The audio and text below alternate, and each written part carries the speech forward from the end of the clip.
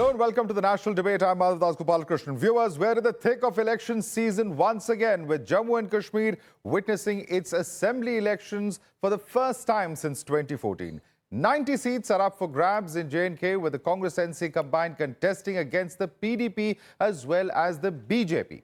In Haryana, it's a multi-pronged fight, with the BJP and Congress competing against a rejuvenated I.N.D.A. party. But one can't forget the role of the I.N.D.A-BSP alliance and the JJP Azad Samaj party as well. Amidst the hectic election campaign, gloves are off amongst allies as well. In Jammu and Kashmir, the National Conference is upset with Congress's performance in Jammu and has openly called out the Congress party. In Haryana, both the BJP and the Congress are facing their own set of issues within their respective parties, leading many to ask whether this infighting is going to benefit the other side. Today, on the National Debate, we're going to ask what's the impact that this infighting, both within the parties and within the alliances, that is quite apparent. Will it impact the India bloc as well as the NDA alliance, as far as these crucial polls which are lined up even after these elections, including in Maharashtra, Jharkhand and Delhi? Can the two alliances paper over the cracks, or will there be an impact seen here? And joining us for more, we have our guest here in our studio. With us is Sidharth Yadav, spokesperson of BJP. Smita Prakash is editor of I.N.D.I.A. Pratik Som is national spokesperson of JJP. Priyanka Kakkar is national spokesperson of the I.N.D.A. party. Joining us from outside of the studio, we have Ifra Jan, spokesperson of the National Conference. Tausif Shah, senior leader of the PDP. Sanjay Jha, author, joins us at the moment from his residence as well. Let's quickly go across first and foremost to those who are... all right, first a quick look at, in fact, our first set of graphics. And this is, of course, the state of Jammu and Kashmir that we'll be discussing. These are the numbers of 2014 when it comes to J&K.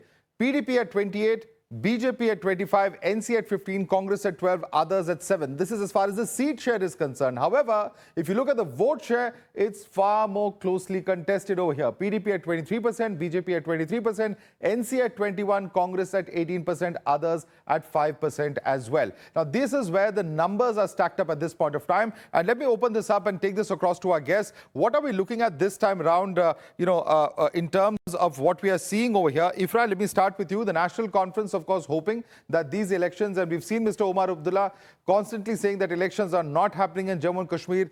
Now that the elections are happening, now that we're seeing a massive turnout in the first and second phases, what really is going to be the big impact? Is it going to be as closely contested as it was in 2014 this time round?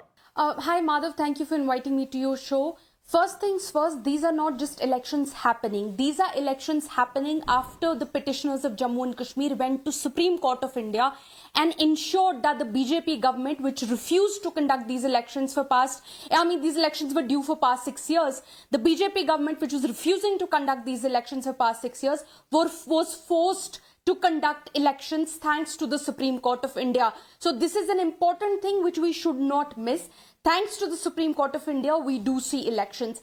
In spite of the Supreme Court of India saying that the elections have to be conducted, in spite of thousands and thousands of people coming out to vote in the Lok Sabha elections, the same BJP government, using its exclusive powers, actually ensured that whatever little powers people and representatives of people of Jammu and Kashmir had even in a union territory, even those powers were taken away by the people, because many amendments were made to the State Reorganization Act. So BJP ensured in a way that even when elections happen, people of Jammu and Kashmir have very little to gain from these elections. This is one thing. Second thing, you ask about what is the electoral mathematics? How do I see it? Let me give you a small idea of what the electoral mathematics is. Jammu and Kashmir and Ladakh, all three of them have suffered immensely after 2019 thanks to the BJP's policies. In fact, half of the Ladakh is on streets today. Recently, we had the Kargil Hill Autonomous Development Council elections that took place in Ladakh.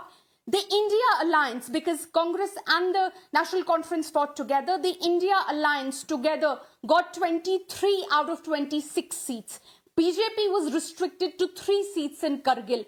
And these are not just Muslim-dominated areas that chucked BJP out. These are even Buddhist-dominated areas that threw the BJP out. Okay. In fact, Now coming to the Lok Sabha election, the same No, let's go one by one. If you're one by one, you made 2 points. You made 2 points, and I want Sidharth Yadav to come in on this. Sidharth Yadav, the kind of force that was used by the centre as far as the abrogation of Article 370 is concerned. Now, that is one aspect that she's spoken about, and she's also said that perhaps the centre did not want to hold elections. It's because of the courts that elections are being held.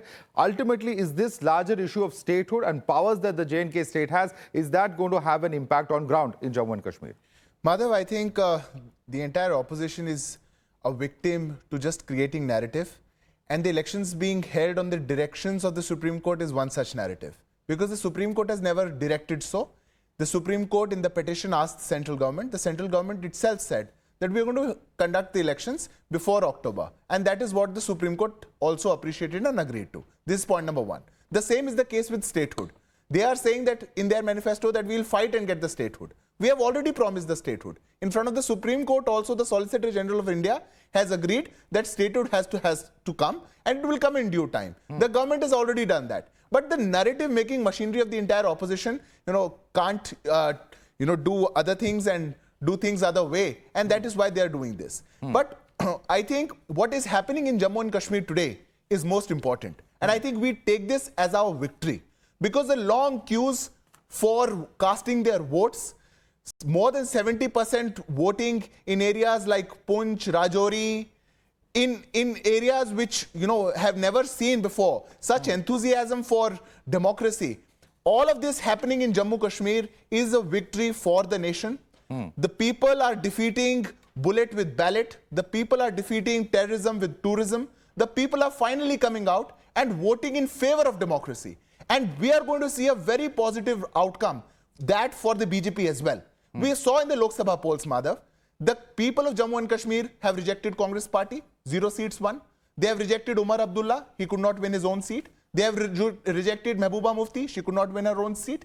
It is the Bharatiya Janata Party and the alternate that has been proposed to the people of Jammu Kashmir, and they're going to go with the development, the idea of a growing Jammu and Kashmir, the idea that there's no return for Jammu and Kashmir from here, and thanks to the Supreme Court. I think the Supreme Court should be thanked, because after the abrogation of Article 370, which was very constitutional, all the forces which went to the Supreme Court to get that scrapped, all the forces probably which are sitting here, trying to say and set a different narrative. All of them tried that Article 370 has to go back, but the Supreme Court held that up, because that is according to the Constitution. Let me bring in Tausif Shah on that. No, Tausif Shah, the fact is that all political parties went there. They did not get the concerned relief from the Supreme Court when it came to Article 370. But also the larger question that many are asking at this point of time is that why is it that in the Lok Sabha elections, we saw several stalwarts, big faces like your party's leader, Ms. Mufti, not succeeding in the election?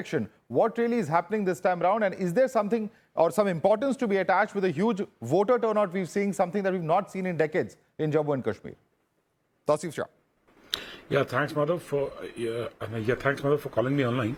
So this is, I'd like to answer the questions, is that the main thing which you say is that the party president of our party, who has recently lost the Lok Sabha elections, I'd like to say on that we were fighting against two parties who, as per you gave your starting statement, that they have taken approximately 23 and 22% votes.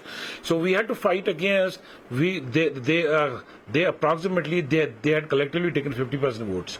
So we have taken 23, we stand exactly on the same ground. So since we also were the part of the I.N.D.A. but they better opted for the national conference because they wanted to go with the national conference. They had some their personal reasons to go with the national conference because they wanted their support in Jammu, which we have recently seen on the live TV that National Conference Party President Mr. Omar Abdullah just lambasted his much bigger party alliance, that is his Rahul Gandhi. So he outrightly lambasted him for not campaigning in the Jammu region. Now speaking about the Article 370, what they're saying, like one of my friends was speaking regarding Article 370. So we take this election can be taken as a referendum because you see the large number of the people who are just now coming out to vote. There's no stone pelting right now. So this is they know that this is not the once the person goes into the assembly, he is not one person. This is not the assembly of 90 people. This is the assembly. Behind the 90 people, there stand 1.5 crore people of J&K state.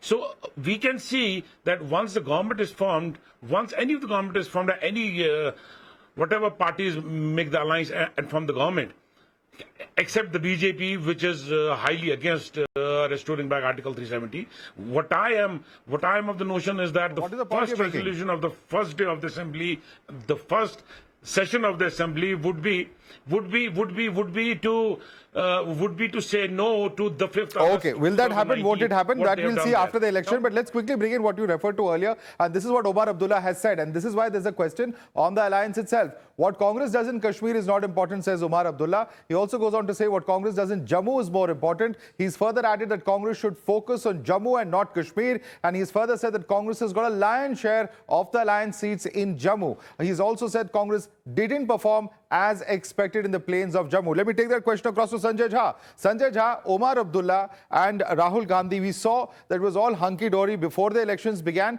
But as the campaign is drawing to a close, Mr. Omar Abdullah is very openly targeting the Congress party and questioning why has the Congress party not focused as much as it should have in Jammu. And it's a fact that in the past, when there have been alliances, the Congress has done well in the Jammu region and the National Conference has done well in the valley. But that doesn't seem to be happening at this point of time. Why is that the case? Madhav, first and foremost, let's accept the hard truth that the BJP needs to embrace. The BJP is going to do disastrously in this election, and you will have an NC and a Congress-led state government. Here is the point. Even Mr. Modi's rally, I know for a fact from my sources in Jammu and Kashmir, have been very thinly attended. And even these audiences were basically manufactured through mobilization. Now, I agree with you. I agree with you because I talk to my friends in the Congress as well, who understand that in Jammu, the Congress has to really step up its act or should have earlier stepped up its act, because that's where also the BJP is looking extremely vulnerable. There is no denying that in the valley, the BJP is not even fielding candidates because it is expecting a wipeout, and that probably is a generally accepted consensus.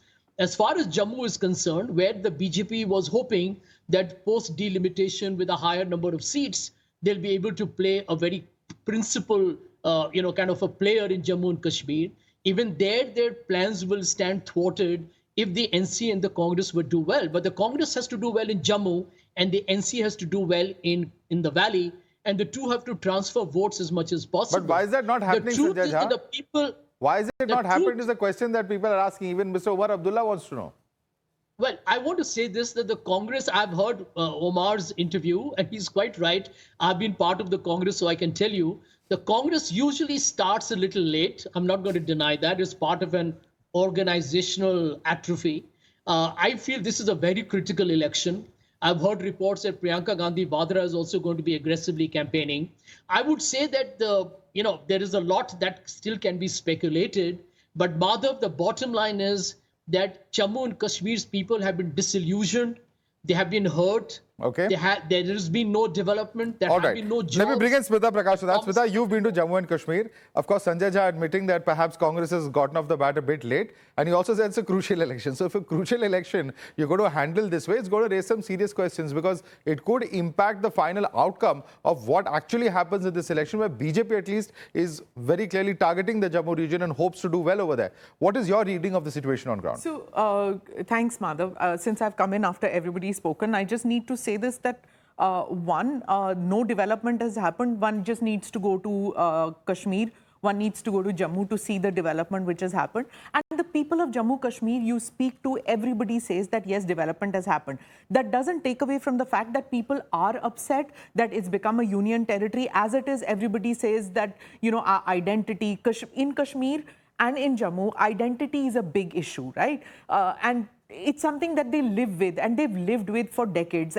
All the time, Shanakt parade hoti hai.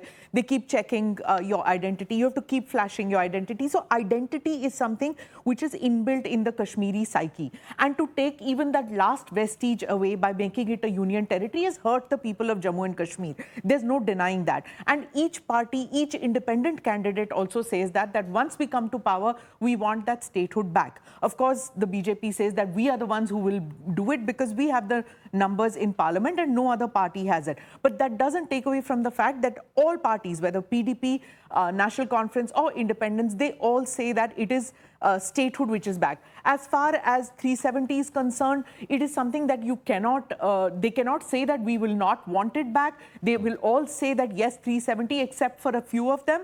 But the reality is that they also say it, like Farooq Saab said, कि 100 साल लग जाएंगे शायद वापस आने में. They know the reality of the situation, doesn't mean that they will admit it openly. There are layers and layers. The point about Omar Abdullah, saying that the Congress is not measuring up. See, he's a straight talker. He openly admits that he was hurt, he was upset when he lost the elections. He's not a mealy-mouthed person, and he doesn't believe in shrouding it in prettiness. He was absolutely clear that the Congress has woken up late. And what is the explanation that we will wake up, that the Congress party comes in late to the game? Half of the election is already over. And if the NCP is doing well on the ground, which is obvious that the NCP is doing, not the NCP, sorry, the NC is doing far better than it was expected. The NC is, you can see the crowds everywhere, the red flags of the NC everywhere. Omar is drawing huge crowds as compared to Mehbooba. The words used on referendum, I need to bring that in also. There is no talk of referendum or plebiscite in this election, which is, you've covered elections, I've covered elections in Jammu and Kashmir. It's such a refreshing change when you go out. Nobody's stopping you going near the VIPs. When you go near the candidates, there's no overpowering presence of security. There are no sandbags. You can walk across in Lal Chowk. You can speak, do vox pops, which you're seeing everywhere. People may not agree with the line that some reporters are taking. That's fine. But we are all safe and secure. Nobody's tailing us. Nobody's coming and asking, "Aap wahan ja rahe ho, yahan ja rahe ho?" You can go to areas which were no-go areas for many people. Right. But you can go and do that. So another thing which I have to say is that when somebody says that people have little to gain from this election and they're just doing it for the sake of it, I doubt it. The huge crowds that you're seeing and the continuous refrain from the people or the candidates is that we are done with stone pelting, we are done with fighting, we want the good life. Right. We want to be part of what everybody has, which is going to restaurants, going to bakeries, going to, traveling abroad, having tourists come here and us going out as tourists. That's what everybody wants. Tourism, not one way where people are coming to your state, but also us going to outside to have the money. That's an important one. That's an important one. And in fact, let me put this question across to Ifra. Ifra, things changing on ground, as Smita said, you can respond to that particular point. But, when it comes to infighting, it's not just about what Omar Abdullah is saying about the Congress. This is what Congress leader Haji Rashid has said in a rally, and I quote, "They, that is National Conference, tore our flags, fixed a parallel rally in Sopore despite knowing Rahul Ji is coming here. Is this a coalition? I haven't seen such a coalition." What really is going on? How can you have parallel rallies happening if you are in alliance, if your party, National Conference, is in alliance with the Congress party? It seems to be falling apart. Madhav Saab, at the end of the day, we are fighting together. This alliance is a very strong alliance. We've already fought together in the Lok Sabha elections, in the Kargil Hill Development elections. We're fighting together right now.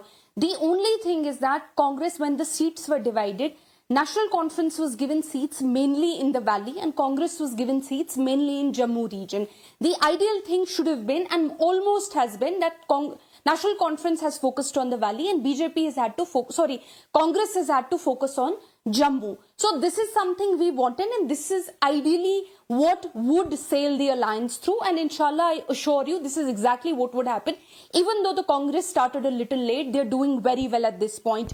Coming to the questions that, coming to what the BJP spokesperson said, he said that it wasn't, the Supreme Court of India did not direct it. I read out to you the line from the CJI's order. "We direct that the steps be taken by Election Commission to conduct elections of Jammu and Kashmir Assembly by September 30th, 2024. This is not Ifra Jan saying, I am quoting the Supreme Court order word by word. This is the kind of misinformation campaign they spread.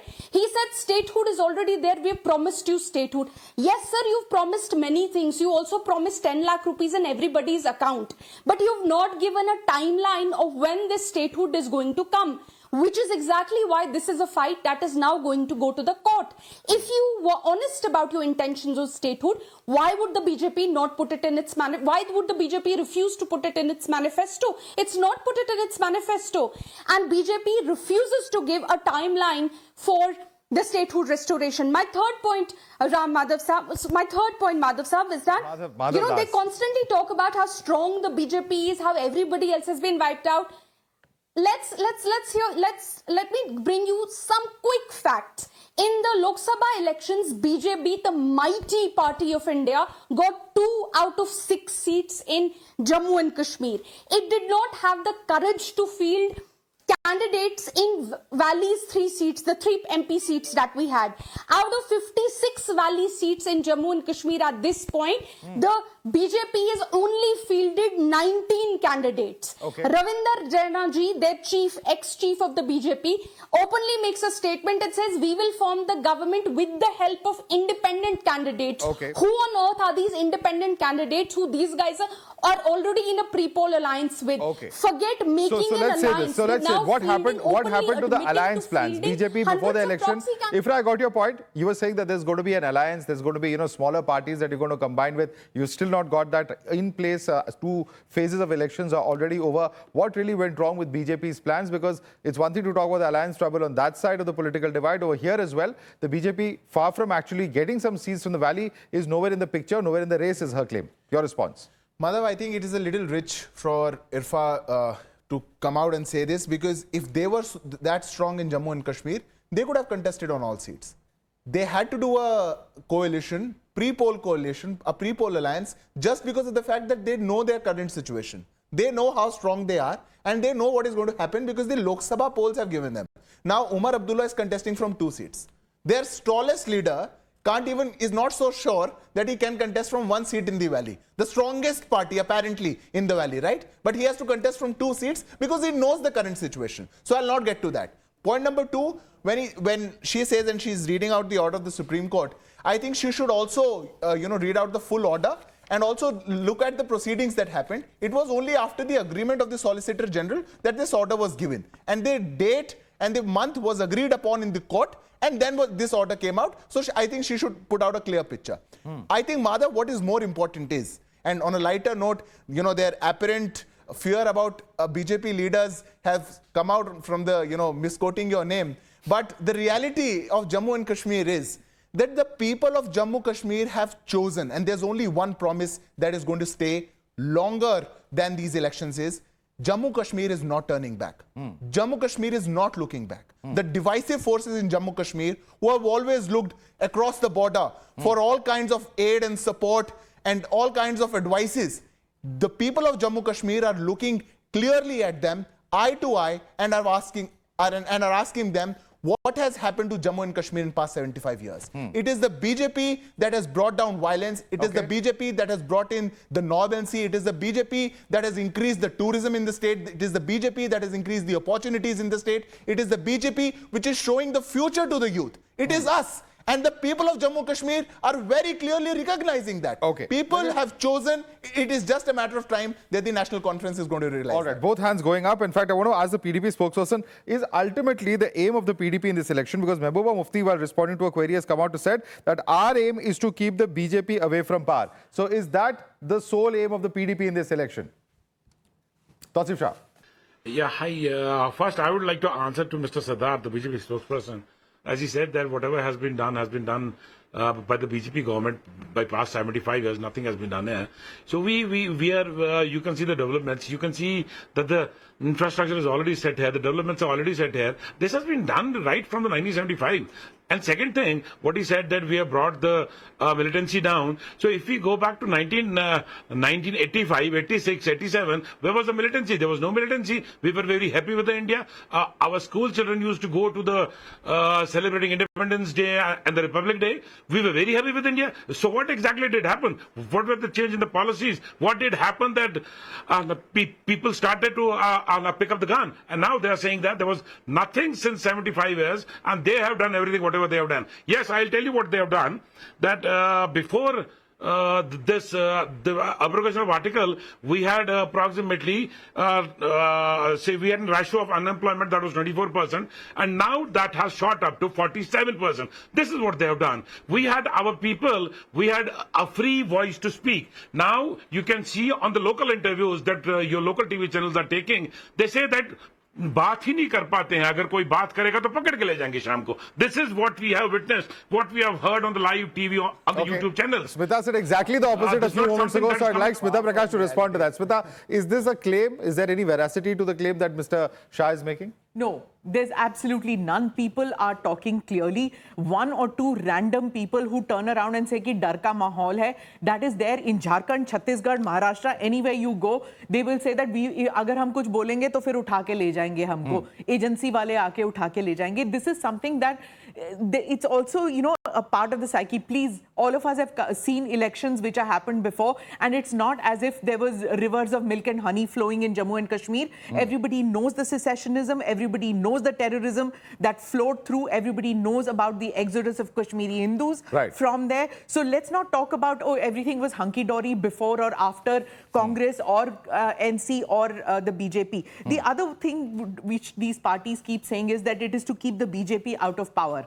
Each of them says it, whether the NC or whether the PDP. They all say this in their speeches because that, you know, resonates with the audience when they say it. But the fact is that back channels, everybody says that ये दोनों पार्टियां जो हैं ये बात कर रही है बीजेपी से. There's a reason why Ram Madhav is out here. There's a reason why Tarun Chugh is out here. Or Ram Madhav's on the lips. Yeah. So, and everybody says that. The NC will not say it openly, but the people who work for the NC, and they don't use the word Panna Pramukh as the BJP does, but the workers on the ground and the people around in Kashmir all say that. As far as Jammu is concerned, even in Jammu, they say we'll be the kingmakers. How many do you have? I think 100 and this is the largest, 873 candidates, out of which 346 are independents, Madhav. So, you know, it really stretches the imagination to imagine that none of the political parties are backing these independents. All right, it's quite clear. All right, let me quickly get in a word from Sanjay Jha before we wrap up on Jammu and Kashmir. Sanjay Jha, one simple question. You know, we're talking about the Congress's approach. You know, recently Mr. Rahul Gandhi, who has earlier also taken his Bharat Jodo Yatra, etc., to Jammu and Kashmir, we've seen him face a little bit of backlash for mistakenly referring to Kashmiri Pandits as refugees from POK. Of course, he later changed his statement, but the question that I'm asking is that, you know, after getting the kind of response that he got in Srinagar during the Bharat Jodo Yatra, you know, this kind of statement, this kind of commentary, does it leave a negative impact when elections are on? Well, Madhav, the elephant in the room that nobody's mentioned on your program so far, the BJP, which lectures tall on nationalism and territorial boundaries and sovereign integrity, ask whom is the BJP supporting surreptitiously, stealthily in the valley to weaken the National Congress and the National Conference of the Congress. It is deliberately trying to support radical and militant, near militant outfits simply because it doesn't want the political opposition to win. So the duplicitous hypocrisy, Name them. Name them, Sanjay Jha. Is the very dangerous politics of the Name BJP them, Sanjay Jha. Why don't you name them? Well, your Please guess is name as them. good as mine, Madhav. No, I'm not into guesswork, sir. We are debating. Name them. Debate the facts. If you're making a charge, come out and name them, expose them. I will get them to respond to you. Because you're making a very serious charge. If the people on the panel do not even have the intellectual wisdom to know what I'm saying, they should not be on the panel. No. Sanjay Jha, that's you're running away from it. You can't make an allegation. You can't make an allegation, not back it up with facts. Do you agree with that, Ifra Jan? Are you going to name who he's talking about? Are you aware who he's talking about since you were nodding your head?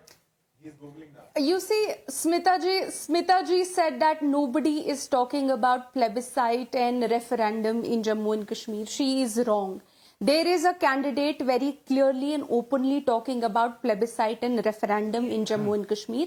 When he was let out on bail recently, BJP's most senior leader, Altaf Thakur, openly welcomed him being let out on bail in Jammu and Kashmir. So there is talk of referendum, and there are many videos of BJP leaders openly welcoming that person. Mr. Sanjay Jha is absolutely right. What the But BJP even is you've not doing named him. in Jammu Even you've and not named him. Kashmir But in is the a interest of the debate, travesty Sidharth of Yadav what they claim respond. to do. You know, the person has got bail, and the person she's talking about is very clearly Engineer Rashid. No one else I know has got bail amongst the candidates. But why are you doing the strategy of somebody who's actually been booked by the NIA is out on bail? This is a duplicity of the BJP, as Sanjay Jha says. Please respond to the point he made. Madhav, what should I respond to? They're not even naming. They can't even name. Because they're trying to live in a bubble which everybody knows is going to pop very soon. We are contesting on seats that we think we can win. We are contesting on our strength. We, as a political party, we would definitely want to contest on maximum number of seats. But it depends on different kinds of situations in different states. We contest on the seats that we can win.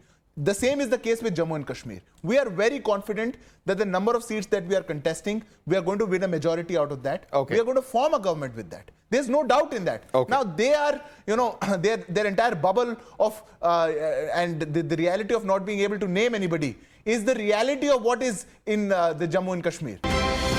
Let's quickly switch focus, and now we're moving on to Haryana. This is the data that we're looking at of Haryana historically. 2014 seat share, BJP 47, vote share was 33%.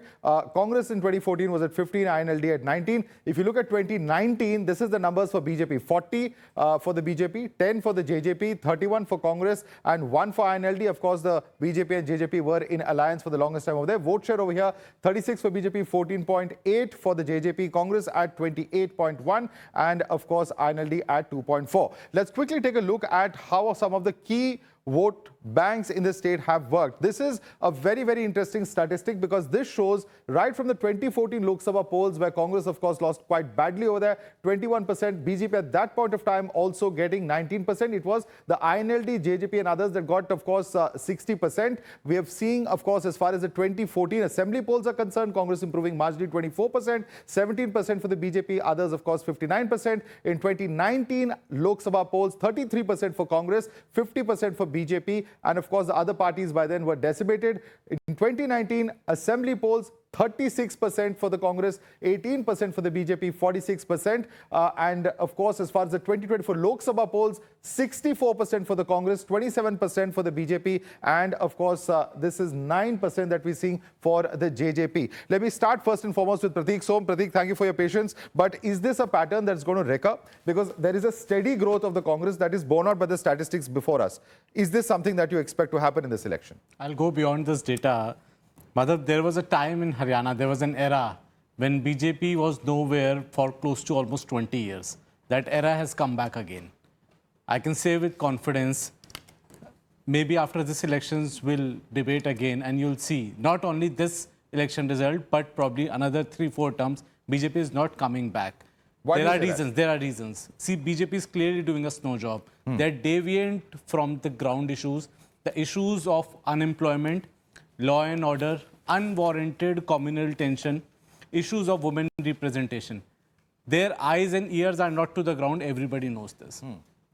I'll also, and one very important factor that 9.5 years, they had one of the most unpopular CM. Recently also there was a remark where their own worker said that Hisar constituency MLA is not winning. And he said, isko pakad lo, isko utha ke le jao yahan se. This is what they're doing to their own workers, that little boy, around 20-year-old boy. Now coming back to Congress, see, Congress says, jitna vote utni hissedari. Everybody knows in Haryana there is 20% SC votes. Still they are shying away from bringing Kumari Shelja to the forefront. They know that their other leader is being compromised if she comes to the forefront. Other issue is, in the neighboring state, they are friends with Aam Aadmi Party. Here, they are not, because maybe, you know, their leader at helm of affairs in Congress, Haryana, they are somehow trying to help BJP by dividing the vote. With Aam Aadmi Party, I can tell you that I have traveled across Haryana. People of Haryana hates freebies and rebris. I'm telling you, that is why none of their leader is making any kind of, you know, even announcement that they'll give free this, free that, because they know, they understand the fiscal deficit which Delhi has been facing, and what is the situation of Delhi. Now, coming back to my party. You've named all the political parties. Let's get in responses one by one. Since Priyanka has not spoken so far, Priyanka, I'd like you to respond to his charge that Aam Aadmi Party is not going to cut it. And there is one question, though, and the larger question about not just infighting within parties, within the alliance also. We knew that Aam Aadmi Party and Congress were having talks. Then suddenly one fine day, we're told that no, Aam Aadmi Party is going to announce all the seats. Where did the talks fail, and what is the larger opposition unity message, nationally speaking, that's going out when you see situations like this happening in Haryana? Okay, first I'll come to what he said. We are announcing free electricity in Haryana too, so that is one bust of your claim. Secondly, I'll also say, see, this is what happens. JJP, the alliance partner of BJP, post-poll alliance last year, is openly condemning the BJP. So that is what the BJP has done to its alliance partners, to the voters who voted for them. What has also happened is that in Haryana, you know, the issues why, since you spoke about the alliance, people are asking for a model, Aam Aadmi Party, what we have presented in different states, what we have presented in Delhi and Punjab. It is a very good model. You know, these parties and their previous alliance partner, they only want revadas for themselves and their corporate friends. We are very openly saying that we will use the taxpayers' money to give it back, to give facilities back to the taxpayer. Today in their reign, I mean, what are the pensioners getting? I saw a video, you must have seen it too, a 80-year-old woman crawling in Odisha, in the BJP-ruled state, to get her pensions. So this is the status of old age security scheme, for example, in BJP-ruled states. Now also, since you talk about gudbazi and internal fighting, then I think first we should ask Sidharth only, what is the status between Kakkar, between Anil Vij, between Rao Inderjit Kumar ji, between Nayab Singh Saini ji. So that therein lies the answer. We are presenting a new model. We are coming out. We are saying our Delhi model. It has been appreciated widely. Our health facilities are not only appreciated within the state but also globally. Imagine people from Haryana have to come to Delhi for Ilaj. Okay, let's quickly, you've raised a point of dissent, and that's a valid point. We're going to quickly look at the graphics that we're talking about. This is what's happened within the BJP. Denied a ticket, Haryana BJP Vice President Santosh Yadav has resigned. The second issue that we're looking at is the incumbent Haryana Minister Ranjit Singh Chautala, who has resigned in Haryana as well. Former Minister Bachchan Singh Arya has quit ahead of the polls within the BJP. Savitri Jindal has resigned from BJP, contesting as an independent. Buzz over, of course, rift between Bhupinder Hooda and Kumari Selja. That's within the Congress camp. Selja unhappy with ticket distribution for Haryana polls. And, of course, Selja pulls back from campaign amidst the brewing discontent. This is what we've seen happen within the Congress camp as well. Let me start with you first, Sidharth. As she said, Rao Inderjit Singh staking claim for the Chief Minister's post. Nayab Singh Saini, the new incumbent in the Chief Minister's post. Mr. Khattar is also, of course, got his own camp. What's brewing within the BJP also doesn't look very good. What's happening with the Congress is, of course, out there. Madhav, first of all, I'll address what the Aam Aadmi Party is saying. The stake of Aam Aadmi Party in Haryana elections is the same as the stake of Pakistan in J&K. It's none. The last time they contested on 68 seats. They got their deposits forfeited on all 68 seats. They got a total vote share of 0 point something %, 60,000 votes. So Aam Aadmi Party has no presence in Haryana. They have no ground in Haryana. But I'll address to the questions that she has asked. Now the question is that, you know, it's a story is trying to be built that there's infighting in BJP. And BJP also has the internal rift as of Congress. The similarities are being drawn. No leader of the Bharatiya Janata Party has withdrawn from the election campaign for even a single day. No leader. We are the only national party in Haryana which has a declared chief minister. We have a chief minister face. We are fighting with the chief minister face. Nayab Singh Saini ji is going to take oath of the chief minister after the results come out on 8th of October. That is point number one.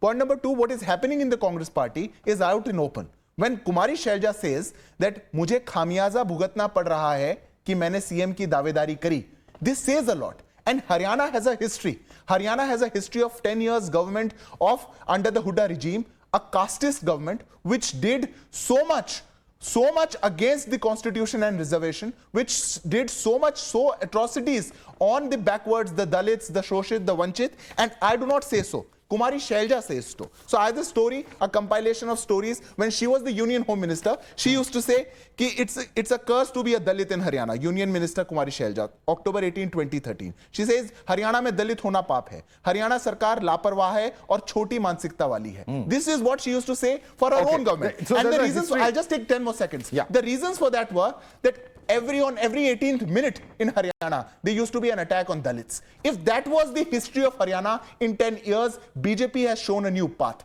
BJP has shown that no kharchi parchi model will work in Haryana. It is only the hard work of the people of Haryana that is going to take ahead, and we are giving that opportunity. That is why the people are going to elect us for the third time. I want Sanjay to comment on that. Sanjay Jha, please respond to Sidharth Yadav. He says that it's historic. It's not just now. Of course, we've known the historic differences, but the fact that it's all playing out on the eve of elections in Haryana, that does not look very good. Fine, it might be all hunky-dory now, but the fact is that it's been a long-drawn fight and it's been playing out in the media, as you very well know, Sanjay.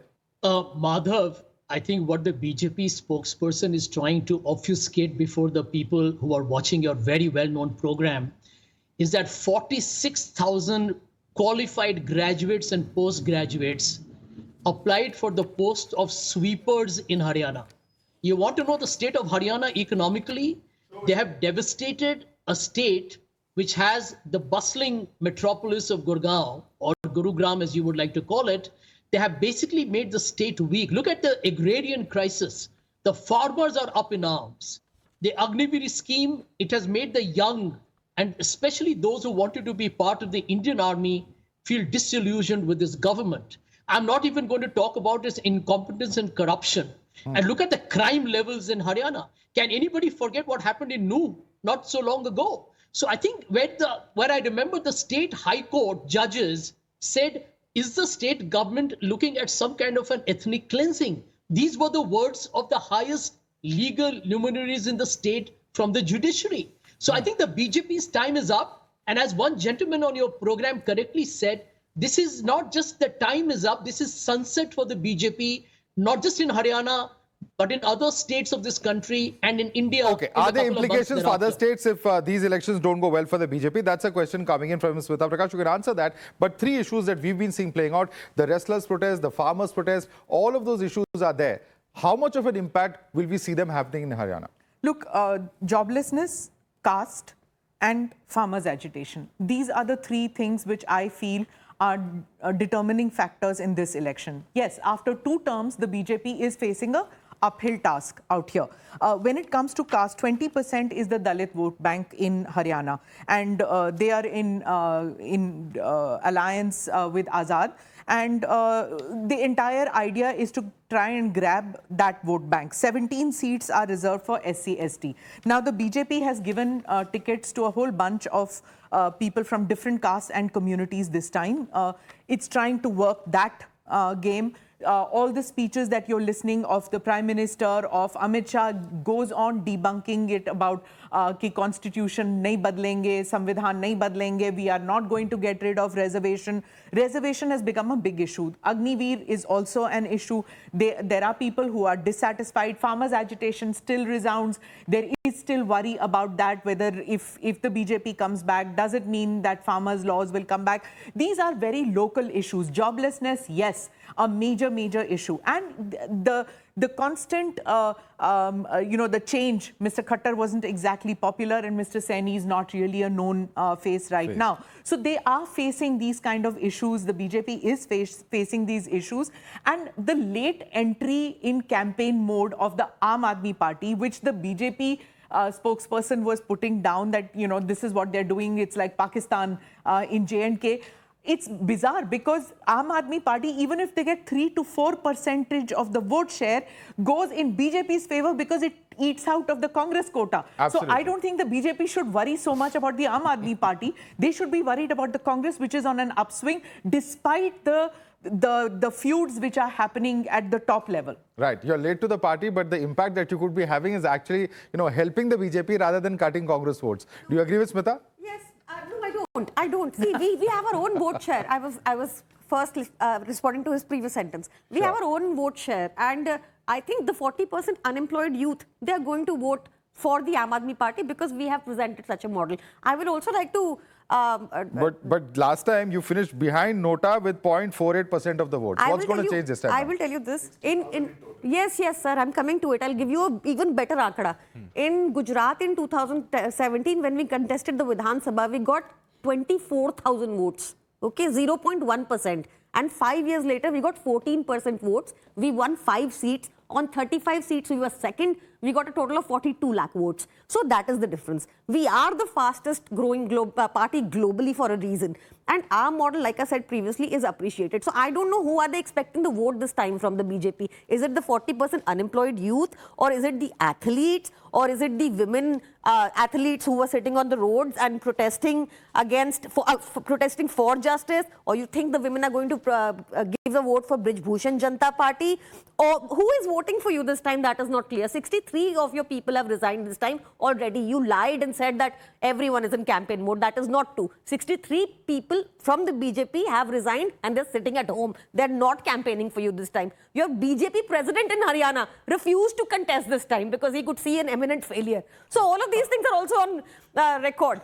That is there too. Siddharth, quick response, please. I'll just respond to that. First of all, our state president had just recently contested the Lok Sabha polls, and he very categorically said that I'm contesting on all 90 seats, and I'm responsible for all 90 seats, and that is why I'm going to look at the helm of affairs for the entire state. Now, I do not understand where does this 40% come from. And are we that weak of a democracy that we can just say anything and any number on a national television and say 40% unemployment in Haryana? This is the latest 3 days back report of a major newspaper of our country. Where is Haryana in this? The highest. This says youth and unemployment rate in Kerala among highest in India. In Kerala also it is 29.9. Haryana is not in the list. Lowest in Madhya Pradesh, then in Gujarat, Jharkhand, states like that. So my point is, people in Haryana know the reality. I come from Haryana. People in Haryana know the reality. Now, Sanjay Jha can sit here and coin a term of, kisans and farmers not being happy, but it was his government which had forfeited 25,000 acres in 10 years. The CLU gang in Haryana became a reality. People were shocked. The Hooda government went to people, forfeited any land and then gave it to all damads. It was the damads and dalals government of Haryana that had brought them to the situation that they are today. Will that actually work 1 decade down the line? Let me get a quick response from Sanjay Jha. Quickly respond to Sidharth. He says that the memory of what happened and how lands were played with, etc., all of those scams, all of those allegations, once again coming up. Please respond to Sidharth. Yeah, to the viewers of Times Now, ladies and gentlemen, exposing the fraud that the Bharatiya Janata Party has become. Let's talk of Damad. Let's bite the bullet. They accused Robert Vadra since 2013. And in the electoral bond scam, the government took away all the allegations against DLF and took money from the DLF as part of BJP's funding campaign. Ladies and gentlemen, the BJP is now soon going to be history. And Vinesh Fogart is going to be the example of how they treat not just women, but the ordinary citizens of Haryana. Can you imagine, Madhav, an Olympic champion, a Commonwealth champion, a World Cup champion, an Asian Games champion, begging for justice on the streets of Delhi against a sexual predator who's a high-profile BJP politician and Prime Minister Narendra Modi? Okay. Silent. Just give me Nothing more needs to be Your said. inaction is going to cost you in Haryana. Quickly respond to it. First of all, I find it really funny that when we refer to damads, they only think of Robert Vadra. I did not say Robert Vadra. There are more damads in Haryana. The damad of Bhupender Singh Hooda, he was allotted 7 petrol pumps. But whenever we say damad, only Robert Vadra comes up. That is very interestingly funny. Now, point number 2, in Haryana, and I'll just give me 10 seconds. Geeta Fogart was the first player who had qualified for Olympics as a wrestler. She, according to Khel Niti, was eligible to be appointed as a DSP. Hooda government appointed her as inspector. She had to fight it in the court, in High Court, for 7 years. And then Hooda ji comes out and says, "Arey inspector bana diya, kam kiya tha kya?" If that is your niti for the players, if that is what you do for the National Olympic players, I think you don't have any right to speak on that. All right. Smita, very quickly, please. Yeah. Just quickly, I just want to say this damad and dalal, it doesn't really work. 10 years, why didn't you put him in jail? Yeah. That's one point. The second point is that, do you remember the time of the Bhajan Lal, Devi Lal and Bansi Lal, these three? Now there are 13 members of these 3 Lals who are fighting the election. They are all damads, there are all betas, there are betis, there are bahus, they are all in all the parties. All the parties, So this nepotism, damad, and nobody cares anymore about these. The people know that koi na koi, you need money to fight election, which is the absolute fact. All right. Prateek, last question to you before I close. If you do become successful in this election and get a significant number of seats, can you assure our viewers whether you're going to go with the BJP post-election or not? I can assure you that In fact, I'll give a statement that Dushyant Chautala ji has given a statement that the biggest mistake he has done in his political career is forming alliance with BJP. I think that answers your question. But no Madhav, one categorical important yes or no. point. No categorical yes or While no. parting on this, I'll give one important point. It's an undisputed fact, which all four of us agree, that the biggest problem in Haryana is unemployment. Okay. One political leader who thought that this has to be resolved, and out of pause thinking, in 2019, when we were going in elections, we declared in our manifesto that we'll bring 75% reservation employment bill. And people said that it's a joke. It cannot be. It cannot become reality. All right. We came in government. We brought that. We got a president asset on that. That is how you Pratik, govern. completely out of time. Completely out of time on this debate. This debate can go on, multiple issues, multiple aspects of this, but we'll have to wrap it here. I'd like to thank our panelists, Sidharth Yadav, Smita Prakash, Pratik Som, Priyanka Kakkar, Ifra Jan, Tausif Shah and Sanjay Jha for joining us on this edition of the National Debate.